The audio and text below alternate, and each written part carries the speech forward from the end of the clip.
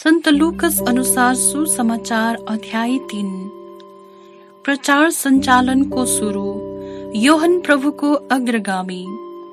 कैजार Tiberius को शासन काल को 15 वर्षमा पोन्टुस पिलातुस यहुदिया का हाकिम हुँदा, हेरोद गलिलिया का समानता हुँदा, उनका भाई फिलिप इथुरैया र त्राकोनितियस जिल्ला का समानता हुँदा, लिसिनियस अबिलेन का समानता हुँदा तथा अनास अनि कैफास का महापुरोहित कालमा उजार भूमिमा जकरियस का पुत्र योहन कहाँ परमेश्वरको वचन आयो।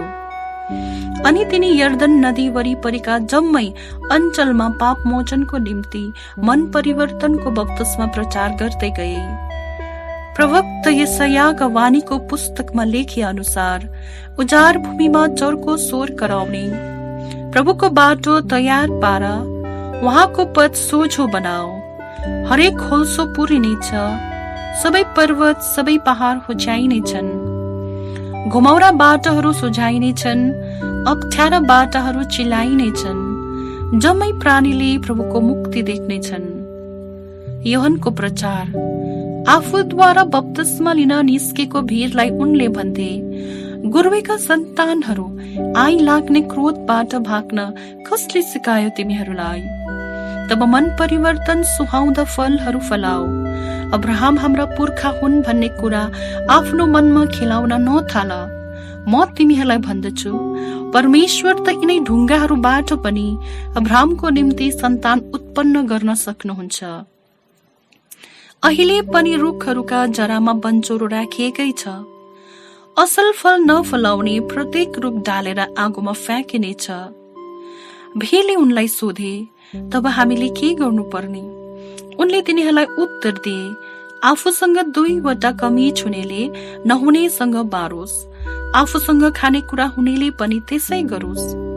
भान्सारीहरू पनि बप्तिस्मा लिन आए अनि उनलाई सोधे, गुरुज्यू, हामीले के गर्नुपर्ने? उनले तिनीहरूलाई भने, तोकिएको दरभन्दा बढ्ता एठ्याउने नगर।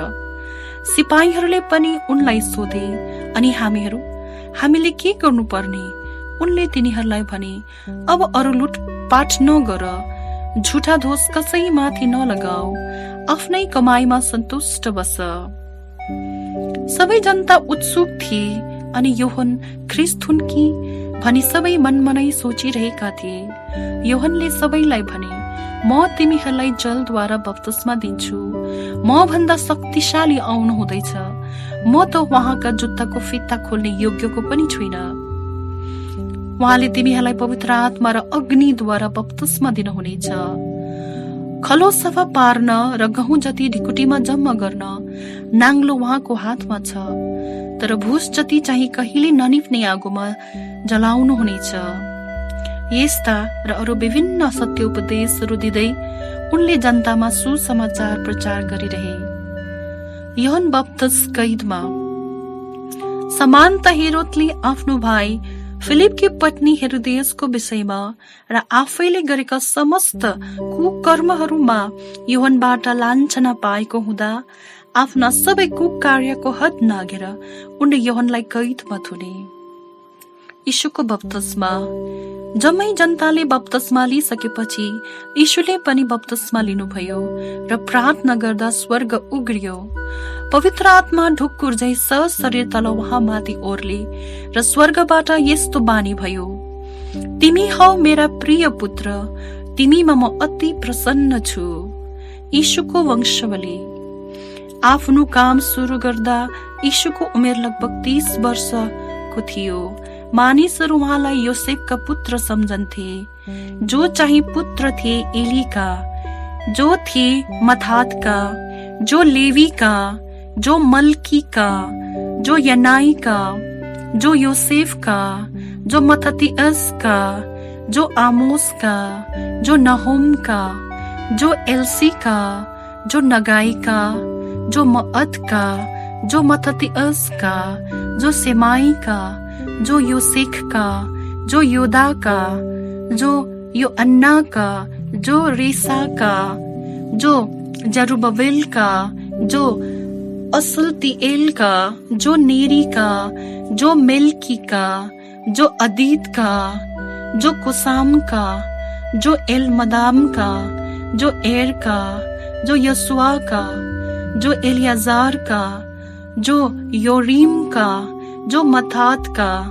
जो लेवी का, जो सिमियोन का, जो यहूदा का, जो योसेफ का, जो यनाम का, जो एलयाकीम का, जो मिला का, जो मेन्ना का, जो मत्तताह का, जो नाथान का, जो दाऊद का, जो एसई का, जो ओबेद का, जो बोआज का, जो साला का, जो नासोन का, जो अमीनाबाद का, जो अदमीन का, जो अरनी का, जो इजरोन का, जो पेरेज का, जो यहूदा का, जो याकूब का, जो इसाक का, जो अब्राहम का, जो तेरह का, जो नाहोर का, जो सरुख का, जो राऊ का, जो पेलेग का, जो एबेर का, जो सिला का, जो कैनान का, जो